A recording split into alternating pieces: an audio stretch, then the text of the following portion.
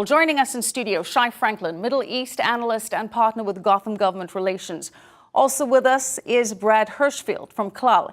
In Washington, D.C., we have Matthew Brodsky, who is a senior fellow at the Security Studies Group.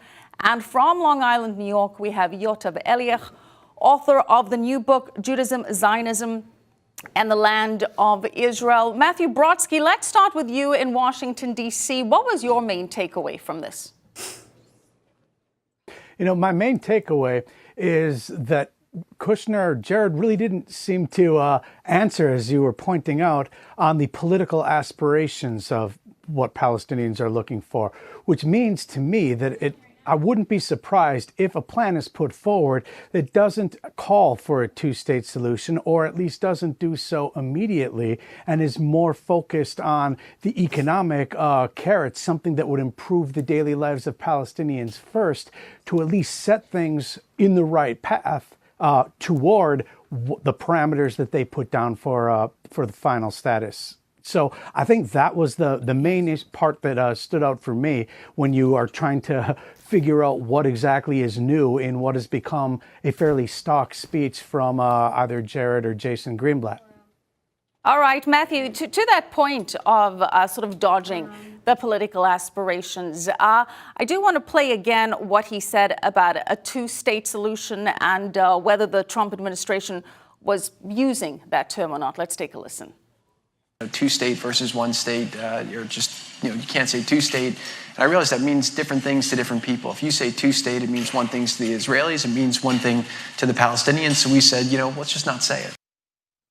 Yotav Eliach, what do you make of that comment? I think in general, he attempted to be very rational and to look at everything from a very different perspective. He was very clear. He's coming at it from a business angle. And I think he's sincere, and I think the people with him are very sincere. What I fear is a mistake in terms of what's going to end up happening is there's an assumption here that all the players are rational.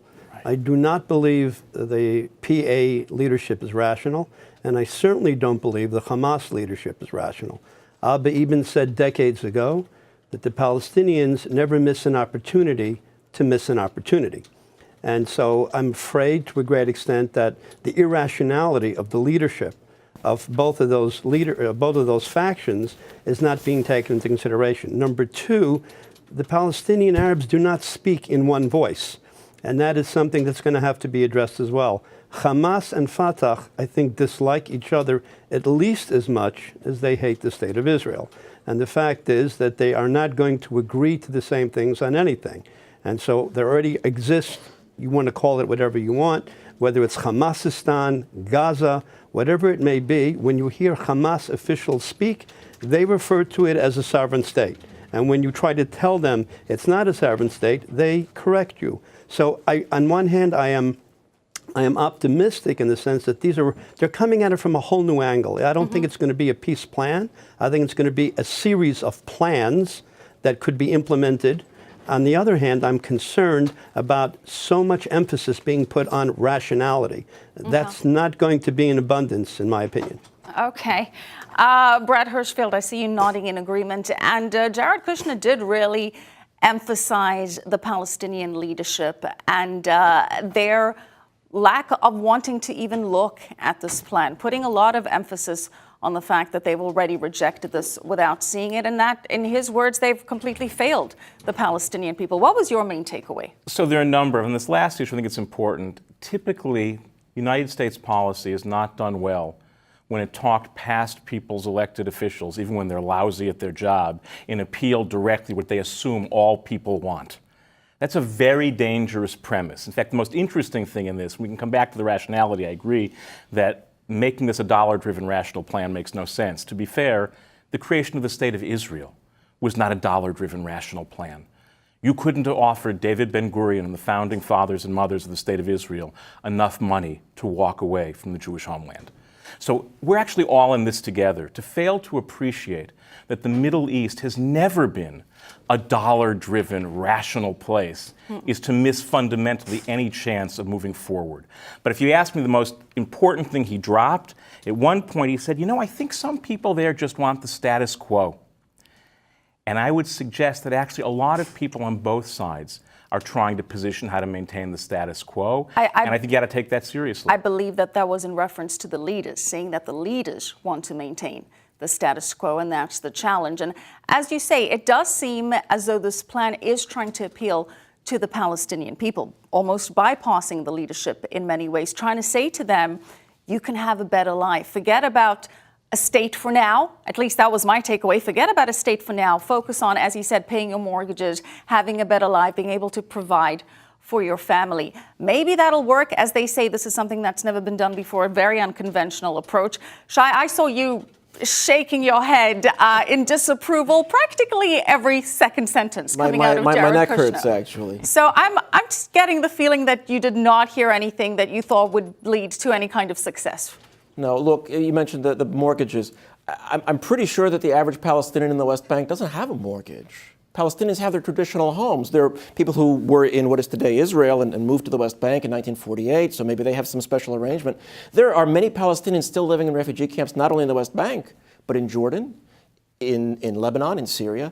And we want to improve the lives of the Palestinians by defunding UNRWA, the UN relief organization. We want to improve the lives of the Palestinians by closing the U.S. consulate in Jerusalem. This is even before the plan is issued.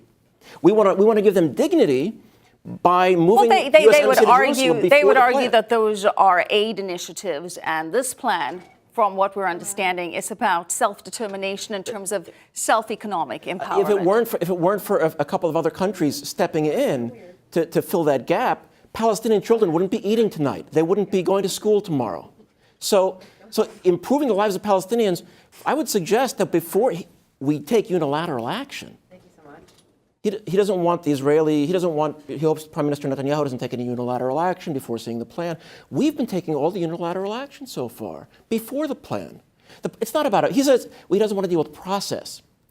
But it's all process, it's all trust. Just because we haven't gotten to peace yet, doesn't mean everything that was done before is wrong. If there's no trust, they haven't talked, nobody in the U.S. government has spoken to the Palestinian leadership in over a year. It seems as though the big emphasis is on regional cooperation, that this plan strongly hinges on having cooperation from Egypt, Jordan, and the Saudi Arabians. And that was a point that he mentioned, that the Arab world, to paraphrase, is getting tired of the Palestinian cause. Let's take a listen to that.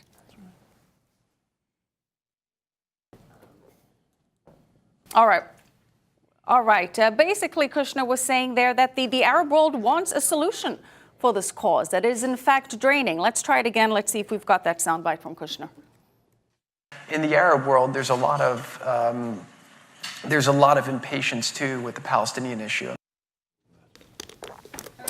Matthew Brodsky, what do you make of that comment? Because this seems to be the difference in the Trump administration's proposal as opposed to all other proposals, that there has been a shift of sentiment in the Arab world with regards to Israel, the common denominator of the enemy of Iran, bringing Israel and the Saudis closer together.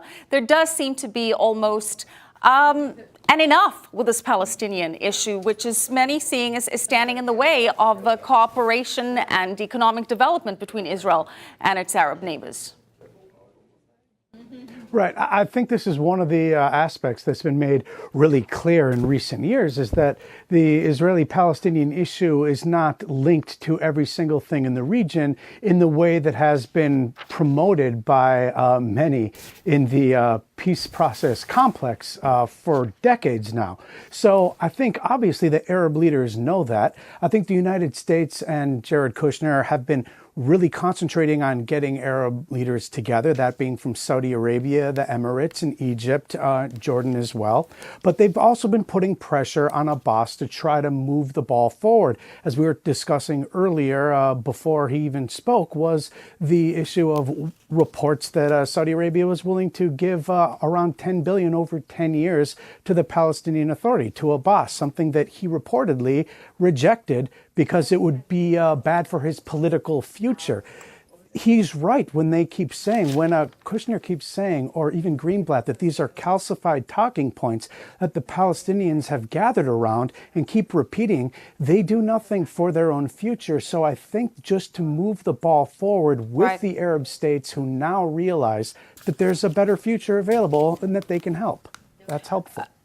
Brad, Kushner did mention some of the unilateral action that the Trump administration has taken, a promise that the president fulfilled that has been made by presidents before, and that is, of course, recognizing Jerusalem as the capital of Israel. And he said that initially it may have been something that makes the process a little bit more complicated, but that in the long run, it is for the betterment of putting forward this deal and making the whole process move ahead. Let's take a listen. I think that when we recognize Jerusalem, that is a truth. Jerusalem is the capital of Israel, and that would be part of any final agreement anyway. And I think. Thank you. Brad? Look, in the short term, it clearly did a lot of damage. In the long term, could it be helpful? It's hard for me to imagine how. By recognizing the reality on the ground, that this is off the table. Deal with it. So here's the thing. If we want clarity of a particular position, that can certainly be helpful. If we're trying to build towards some kind of mutually arrived at deal, not one that's imposed, it's hard for me to see how. See, the issue is not whether it's right or wrong that Jerusalem is the capital. It's whether or not it will advance the cause of peace. If we don't link the two, then 100%, we said the truth, it is the truth, and move on. But to dangle that as a prospective user thing in peacemaking is hard for me to see, and not true to my experience with Palestinians. Is there any proposal that the Palestinian people would accept anyway, short of Israel from the river to the sea being gone? So we do actually have, from Palestinian pollsters, Khalil Shikaki and others, we do have a sense of where they are. A two-state solution is probably desired by about 25 to 30% of Palestinians.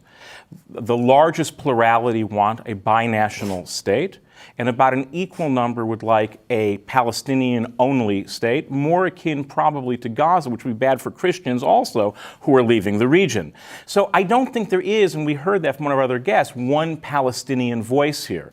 I think that's why probably they've moved to an economic model, but again, I don't see any history in the Middle East. I don't mean just recently. I don't mean until 1947. I mean going back to the time of Crusaders, back to the time of Abraham, in which a purely economic model ever drove events in that region. All right, we're going to have to leave it there. We will continue to analyze this topic here on I-24 News. Thank you so much, Rabbi Hirschfield, Shai Franklin, Matthew Brodsky, and Yotav Eliach.